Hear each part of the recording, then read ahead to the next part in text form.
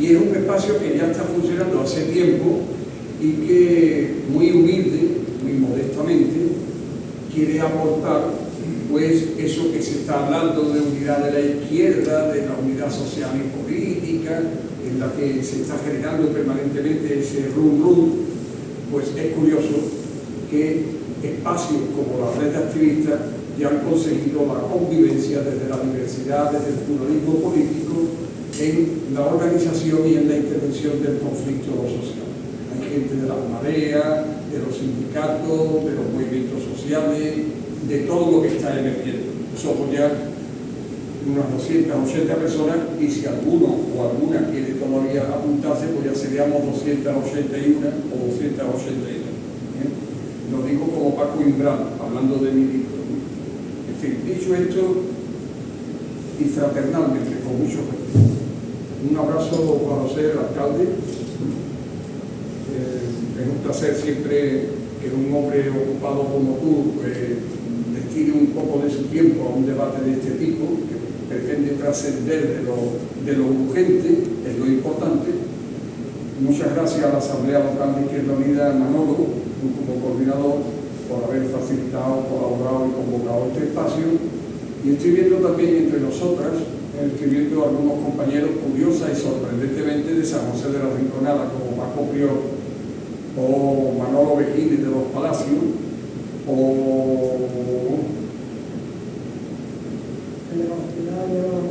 y aquí, en fin, algunos compañeros que también, y Cipriano, que estaba por aquí, que ha sido alcalde del Ronquillo, ¿no? En fin, empiezo, ¿no? Un abrazo a todas, porque en algunos de los nombres seguramente puedo parecer viejo, ¿no? Pero en algunos de los nombres que aquí nos encontramos hay algo transversal. Es la experiencia, el compromiso y la voluntad política de no tirar la toalla. Y eso en los tiempos que corren, que son tan dinámicos, tan fluidos, no existe habitualmente. Gente que se resista a pesar de la edad, a pesar de los varapalos, a pesar de las dificultades, que se resista a tirar la toalla y siga soñando, trabajando y defendiendo una sociedad más justa, más igualitaria, más socialista. Así que a los que sabéis a los que me dirijo, gracias por estar aquí y hacer ese testimonio de no tirar la toalla. Hablando con Manolo Ortega, con el compañero coordinador, estuvimos discutiendo sobre que las actividades que se han desarrollado por Izquierda Unida están previstas en el abril republicano, qué tema podíamos hablar en el contexto que pueda parecer más actual, ¿no? Por cierto, se me ha olvidado decir que evidentemente Ana Reina no es esa persona que está ahí a la izquierda. Qué mala cara se le ha quedado. Ha tenido, la compañera Ana Reina ha tenido un pequeño accidente, esperemos que sea pequeño, una mosca se le ha introducido en el ojo, parece ser, y le ha provocado bueno, lo cierto es que no podía venir y lo hemos sustituido por otra compañera, ¿vale? Así que lo digo porque no es habitual en los foros nuestros que seamos todos los ponentes de lo contrario. ¿Están en peligro nuestras libertades? Bueno, es una pregunta curiosa, es una reflexión curiosa, que requiere muchas respuestas y que debería trascender de lo que aparece como evidente.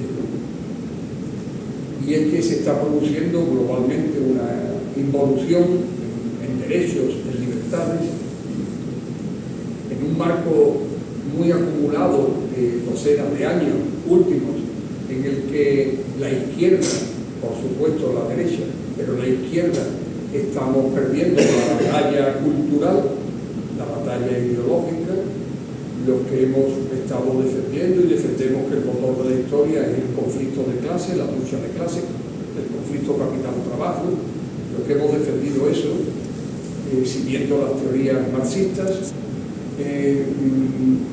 Hemos visto que la fase económica de ese proceso de conflicto de clase se da habitualmente, se da en las empresas, se disputan salarios, las condiciones de vida, las condiciones de trabajo, Si se da en el plano económico, la protagonizan los sindicatos que hace ya tiempo han abandonado, digamos, el planteamiento de lo sociopolítico, ¿vale? También es verdad que es en el plano de ese conflicto de clases se da la lucha política, los ayuntamientos, las autonomías, los gobiernos, en fin, hay elecciones y lo damos. Pero es también cierto que llevamos muchos años, y yo creo que no es una casualidad, sino una causalidad, no dando la batalla ideológica, la batalla cultural.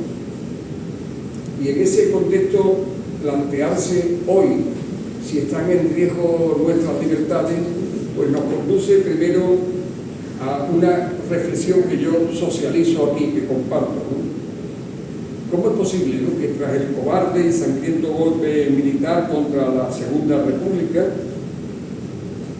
que provocó una durísima y desigual guerra civil entre el 36 y el 39, y posteriormente más de 40 años de terrible dictadura, nos hagamos esta pregunta? ¿Cómo es posible que en este país nos hagamos esta pregunta? Y que el riesgo, además, de la respuesta provenga de los herederos ideológicos y en algunos casos familiares de aquellos felones que dieron el golpe militar. Es también curioso que además no ocultan su agenda social, los que están abanderando la involución en libertades, en derechos, no ocultan su agenda social y política regresiva, ¿no? Y que además lo apoyan muchos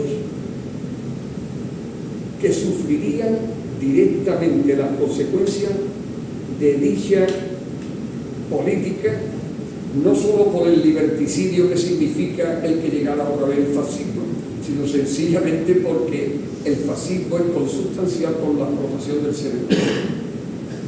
¿Cómo es posible que un parado, o una parada, o un precario, o un asalariado que tiene dificultades de llegar a final de mes, vote a quien de manera evidente, sin ocultarse, dice que va contra la negociación colectiva, o que va contra el salario mínimo, o que está por la privatización de los servicios públicos, y no se ocultan, lo dicen? ¿Cómo es posible, desde un punto de vista de la psiquiatría, eso es una psicopatía, desde un punto de vista sociológico o político tendría ya más nombre, yo lo estoy soltando aquí, pero ¿cómo es posible que aquellos que van a sufrir las consecuencias de la política que están apoyando lo apoyen? ¿Cómo es posible que los jóvenes precarios, sin garantía, hayan asumido, por ejemplo, el discurso de que no hay que pagar las pensiones, porque las pensiones son un regalo para los mayores, que lo que tenemos que hacer es morirnos? Aparte de ser falso, ¿cómo es posible? Retroceso en igualdad, en salario, en derechos de huelga, en libertades de asociación, manifestación en los servicios públicos, no se oculta. Una de las claves del neofascismo que llaman ahora es que no se oculta.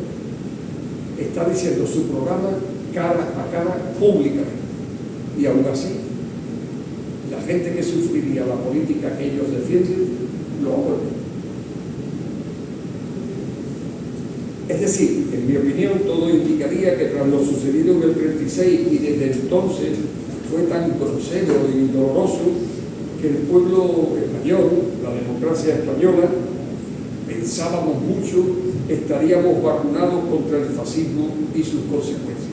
Sin embargo, no ha sido así, no está siendo así, al contrario. Hay un peligro real, cierto, evidente, de que vuelva.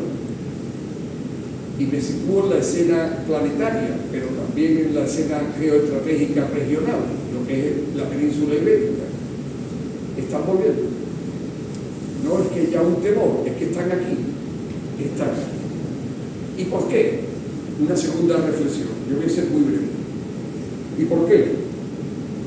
Independientemente, compañeras y compañeros, de las cláusulas globales de la ola reaccionaria, las redes sociales, el control de los algoritmos, la globalización económica, el dominio de las grandes corporaciones, la mutación del capitalismo productivo por un nuevo capitalismo de financiero que no genera riqueza, sino acumula permanentemente plusvalía por la inversión, no vendiendo, no explota mano de obra en términos concretos para entenderlo, sino gestiona financieramente el capitalismo. A pesar de todo eso global, qué duda hay que también, en mi opinión, en España hay factores concretos y singulares que ayudan a explicar el fenómeno involutivo. Yo voy a soltar algunas, a modo de estricta provocación intelectual, pues cada uno opina. Las consecuencias de la derrota de la Segunda República, físicas, sociales, culturales, políticas, cientos de miles de muertos, la eliminación de los avances que se habían producido todavía con cierta timidez ya en la Segunda República en términos de igualdad, de educación. Pues bien, las consecuencias de esa derrota, 40 años de dictadura, la represión por más de 40 años, por ejemplo, después lo explicaré, son un elemento que hay que tener en cuenta en la naturaleza propia de esa involución, como habría que tener en cuenta el contenido y la relación de fuerza con que se abordó eso que se ha llamado modélica transición.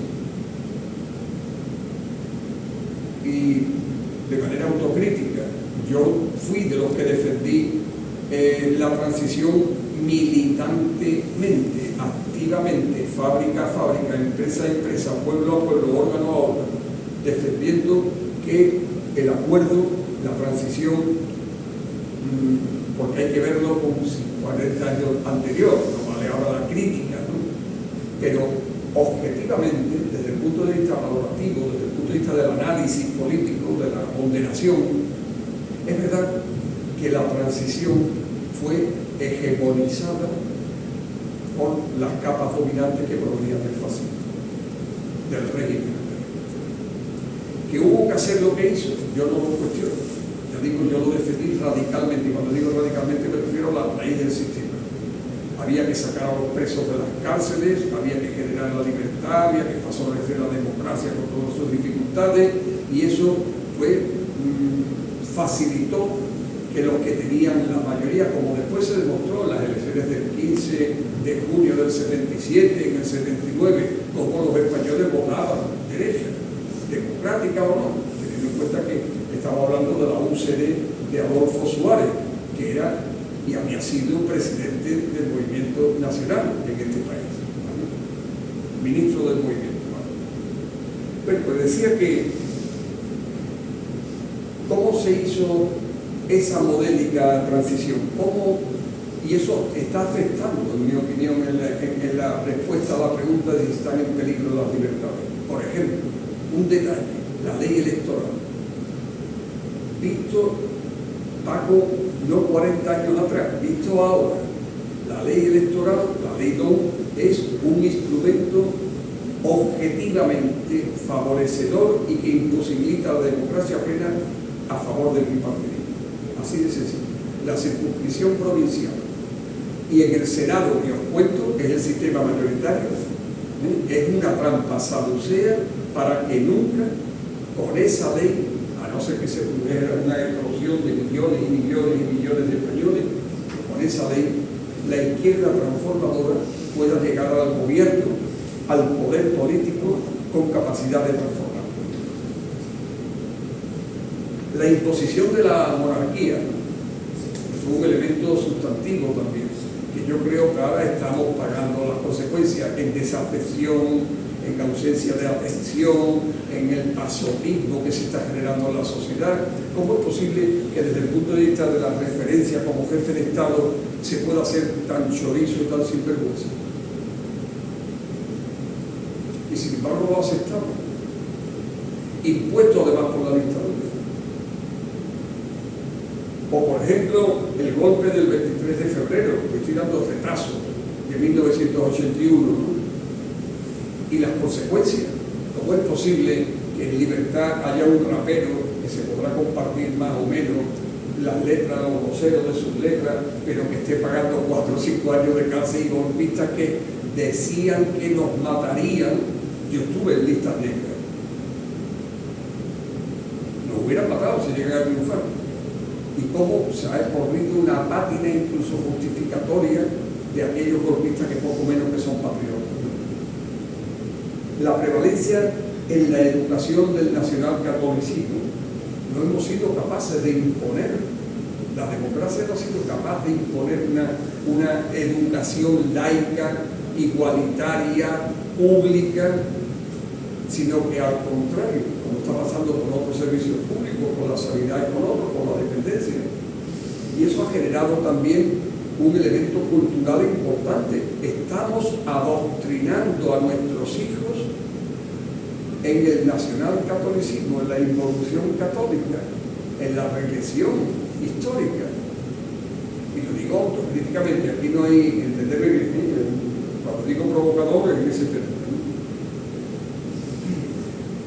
La invisibilización de la memoria democrática o de la memoria histórica, perdonar que haga como los judeocristianos, ¿no? Hable de lo general poniendo mi opinión personal o mi experiencia personal, como haría Manuel Begine, que ha escrito un libro de su experiencia personal en la marisma como trabajador y después la construcción en los palacios, libro que yo recomiendo leer, a mí me ha enseñado mucho. Está aquí presente el compañero Manuel. ¿Cómo es posible que yo, militante en la clandestinidad, me enterara de que mi madre fue la primera mujer alcaldesa de la historia de Andalucía en Coripe con 30 años? Yo me enteré de eso con 30 años. Y me enteré porque el ABC, como tú dices en tu libro, el ABC de entonces era mejor que de ahora, con Nicolás Sala, ¿vale? El ABC de entonces, Nicolás Sala me llama y me dice: mira, que aquí hemos visto esto y tu madre fue alcalde de una villa más remota ni yo ni mis hermanos. ¿Cómo es posible la invisibilización de la memoria histórica? Y todos somos responsables. Eso ha influido en el por qué hay un retroceso involutivo, la desafección, la desconfianza. O, por ejemplo, el papel de los gobiernos de Suárez y de Felipe González, visto ahora siempre en perspectiva, sin embargo, porque hay que verlo desde un punto de vista crítico, dialéctico, no desde el punto de vista del choteo. ¿Cómo es posible que ahora sepamos que Suárez no hizo el referéndum de la monarquía porque se perdía? O cómo, por ejemplo, ahora sabemos que el papel de la socialdemocracia, entendido en términos peyorativos, ojalá se impusiera en este contexto la socialdemocracia, ojalá, lo digo en sentido peyorativo. ¿Cómo es posible que se hiciera la revolución industrial en una dependencia absoluta encabezado por Felipe González para poner a este país al servicio de la distribución internacional de los mercados, de la trilateral y del Fondo Monetario Internacional? ¿Cómo es posible? Por lo tanto, en ese tema son elementos que van contribuyendo a que seamos nosotros, cuando digo nosotros, entenderlo, responsables de lo que está sucediendo. O, por ejemplo, el desequilibrio en las relaciones de producción entre el capital y el trabajo. ¿Cómo es posible que con la izquierda gobernando, lo digo desapasionadamente, alcalde, que se me entienda bien, cómo es posible que con la izquierda estemos implorando un equilibrio entre las asignaciones del capital y el trabajo, los derechos de la negociación colectiva? La política ahora hablará Figueroa de eso. ¿Cómo es posible? Recordad lo que hizo Rajoy cuando llegó al gobierno, ¿no? En 48 horas hizo una reforma laboral por decreto, con 2 orejas, y nosotros mareando la perdiz. Por tanto, el problema es que todo esto ha generado durante 40 años, desde la transición para acá, en un bipartidismo imperfecto que se ha retroalimentado en intereses, defendiendo lo fundamental y lo global, ambas fuerzas. no me estoy criticando ni al PSOE, no entenderlo malamente, estoy hablando, intentando hacerlo de manera intelectual. Es un hecho objetivo, como es posible. Claro, eso genera desafección. Dicho esto, algunas ideas también muy básicas, ¿no?, para entender por qué se está produciendo el fenómeno. Nosotros esto es muy duro, ¿no? Nosotros, la Segunda República pierde la guerra civil, no la explico ahora aquí, que la dominamos todos, la pierde, ¿no? Pero cuando viene la democracia, quien gana es la OCDE. Y también, autocitándome, yo recuerdo que el PSOE cabía en un autobús. Aquí había otras fuerzas políticas, fundamentalmente el Partido Comunista. Sin embargo, hay un proceso electoral en el que desde esa derrota cultural lo que se plantea es que gane la derecha y en la izquierda la menos izquierda, que por cierto había estado en el frigorífico durante 40 años. Y damos fe de los que hemos estado detenidos, los que hemos conocido a las cárceles, ¿vale? La constitución del 78, ¿no?, votada en diciembre en referéndum, ¿no? Bien, no se ha blindado los derechos sustantivos, no se ha modificado, excepto el artículo 135 para pagar la deuda. No se ha modificado, no se garantiza, no se blinda. Ahora se está intentando con el tema del aborto, pero no se ha blindado el tema de la vivienda, por poner un ejemplo, que es el problema número uno, que hace de este país un solar de negocio a favor de la especulación inmobiliaria. O por ejemplo, para no cansar mucho, el papel del movimiento obrero, del mundo del trabajo. Hay una derrota cultural en la aceptación no tan solo del papel de la conquista de las libertades en este país, que en mi opinión la encabezó, la lideró el movimiento obrero y sindical, la clase trabajadora. Y como hemos asumido todo, que al final esto fue un acuerdo de una mesa como esta, entre Santiago, entre el monarca y Adolfo Suárez y 4 más. Olvidando algo que es desconocido en la historia reciente de la memoria histórica. Más de 200 personas fueron asesinadas durante ese periodo modélico de transición. Y el papel de la clase obrera no se ha planteado, no se ha gestionado, no se ha reivindicado, ¿no? Entonces esto sucede así, ¿no? En este caso, y voy acabando rápidamente,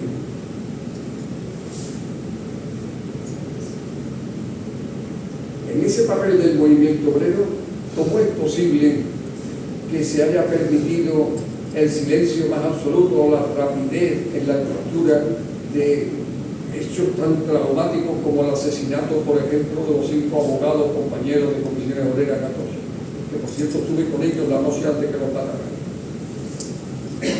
No con ellos, en una reunión clandestina que había convocado yo, que venía de Valladolid, de la Ejecutiva Federal, pero estaban ellos allí. ¿Cómo es posible? ¿Cómo es posible la muerte de Arturo Ruiz, de Mariluz Nájera, de Javier Verdejo, que hoy se está celebrando en Granada, gracias a la Universidad de Granada, el 50 aniversario de su asesinato? No pudo acabar pan, trabajo y libertad. Se quedó así. Así se quedó cuando lo mataron. El caso del 4 de diciembre, ¿no?,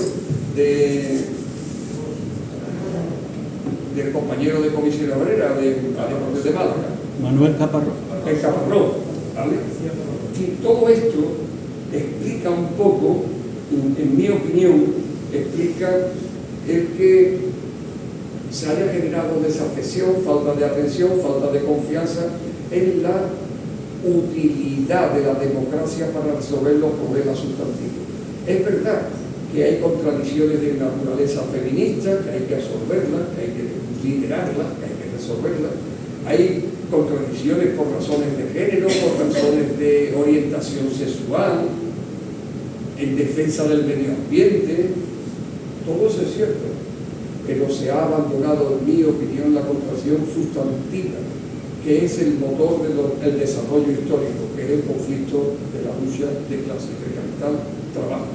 La clase trabajadora ha perdido conciencia, porque desde el punto de vista de la dirección ideológica y cultural de ese proceso, los distintos gobiernos, la propia democracia, no lo ha puesto en valor. Y acabo. Hay un dato, por ejemplo, que explica después, Manolo, después de muchos años, porque yo vuelvo a reivindicar que nadie se confunda, yo fui un activista, un militante volcado durante semanas fuera de mi casa, defendiendo los pactos de la Moncloa y defendiendo la transición, lo digo de entrada, ¿vale? Como muchos de vosotros. Visto ahora es cuando se hace la valoración. Pero vosotros sabéis que cuando se cambia por decreto el Tribunal de Orden Público de la noche a la mañana, el mismo día, en el mismo decreto pasan a ser de los 16 miembros del Tribunal de Orden Público que habían dictado alrededor de 3.000 sentencias, entre ellas las del 1001. ¿Sabéis que de los 16 magistrados, 10 pasaron al Tribunal Supremo y a la Audiencia Nacional? Pero de la noche a la mañana no hubo depuración del aparato judicial que había justificado y legalizado la transición a la democracia. Y ese es un dato curioso, ¿no? Estoy hablando 10 de 16. Ahora es lo que explica que ahora nos encontremos que el novio de Ayuso, por poner un ejemplo, lleve ya cerca de 300 días esperando el informe de la UPO, de la Guardia Civil, que se le olvida, que no tiene tiempo, ¿vale? Y estemos en procedimientos judiciales contra la izquierda, como el de Mónica Oltra, como el de antiguo Pablo Iglesias, o como lo que me pasó a mí en Sevilla con 4 procesos judiciales, que después al cabo de los 10 años es mentira, y ahora te lo dicen. Pero, ¿cómo es posible? Pues se explica porque no ha habido una depuración del aparato represivo, ideológico, judicial y cultural, del tema del control, la monopolización, la oligopolización de los medios de comunicación. ¿Puede invertirse la tendencia? Es la tercera pregunta y acá. Bueno, yo creo que se podría intentar. Yo soy pesimista, cuando digo término pesimista no lo planteo como tirar la toalla, sino constatando una realidad que considero muy difícil de cambiar, ¿vale? En este plazo hay un ciclo que pasará, ¿no? Bueno, ¿se puede invertir? Pues quizás sí, ¿no? Blindando lo público, blindando la vivienda, modificando mediante referéndum la propia Constitución y dejando que se vote el régimen democrático que queremos para este país, monarquía o república, regulando las relaciones de producción en la empresa y fuera de ella. Hay que ver, ¿verdad? Fíjate lo que cuesta que haya un trabajador o trabajadora que sea miembro de un consejo de administración, ¿no? Por poner un ejemplo, ¿no? La separación de la Iglesia y del Estado, ¿cómo es posible? Salvando el respeto a todos los creyentes, ¿cómo es posible que la Iglesia siga dominando y estableciendo el dominio de la formación de nuestros hijos y de un discurso que además es absolutamente psicopático? Porque es un escándalo, por ejemplo, la pedofilia, ¿no? O el enriquecimiento de la curia romana, o de la intervención del consejo, ¿cómo se llama este? De la curia de cardenales, ¿cómo se llama? ¿Vale? Bueno, pues eso es una clave y no se la aborda. Y aquí hay expertos en educación que podrán confirmar lo que yo digo, cómo a pesar de todo sigue la hegemonía, que diría Gramsci, de la involución educativa nacional católica en la Iglesia democrática, perdón, en la educación democrática. O por ejemplo la reforma fiscal. ¿Cómo es posible que tan lentamente se esté planteando en un país como el nuestro que los que más tienen aporten menos de los que menos tienen? Y cuesta sangre, sudor y lágrimas un 0 punto, una milésima, ¿no? Una bronca, ¿no? La ley de medios y regulación de las redes sociales. ¿Cómo es posible que mientan permanentemente los medios de comunicación? Lo juro. vemos los titulares increíbles, ¿no?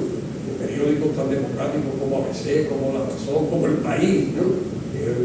Y como La Sexta, atento, atento. ¿Cómo es posible y no se regula eso? Y acabo, ¿no?